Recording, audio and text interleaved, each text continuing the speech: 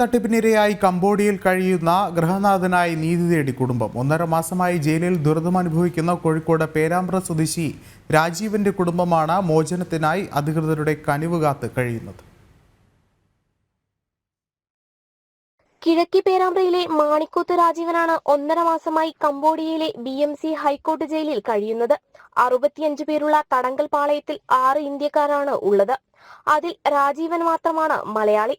തൊഴിൽ തട്ടിപ്പിനിരയായി ജയിലിൽ മതിയായ ഭക്ഷണവും വെള്ളവും ലഭിക്കാതെ ക്രൂരമർദ്ദനം അനുഭവിക്കുകയാണെന്ന് ഉത്തരേന്ത്യൻ സ്വദേശിയാണ് കുടുംബത്തെ അറിയിച്ചത്.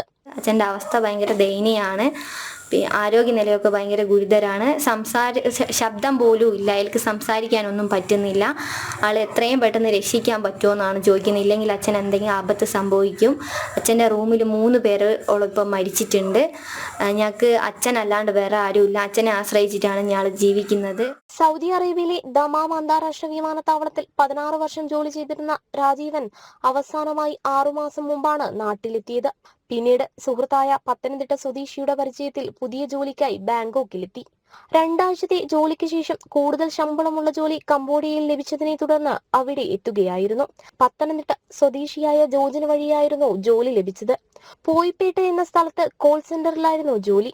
ആദ്യമൊക്കെ വീട്ടിലേക്ക് എന്നും വിളിക്കുമായിരുന്ന രാജീവൻ അവസാനമായി വിളിച്ചത് സെപ്റ്റംബർ 14-നാണ്. പിന്നീട് ബന്ധപ്പെടാൻ ശ്രമിച്ചെങ്കിലും സാധിച്ചില്ല. തുടർന്ന് സെപ്റ്റംബർ 18-ന് പെരുവണ്ണാമൊഴി പോലീസ് സ്റ്റേഷനിൽ പരാതി നൽകുകയായിരുന്നു. നോർക്കയിലടക്കം പരാതി നൽകിയിട്ടും ഒരു മറുപടിയും ലഭിച്ചിട്ടില്ല. കേന്ദ്ര സർക്കാരിലും ഇന്ത്യൻ എംബസിക്കും കുടുംബം പരാതി നൽകിയിട്ടുണ്ട്.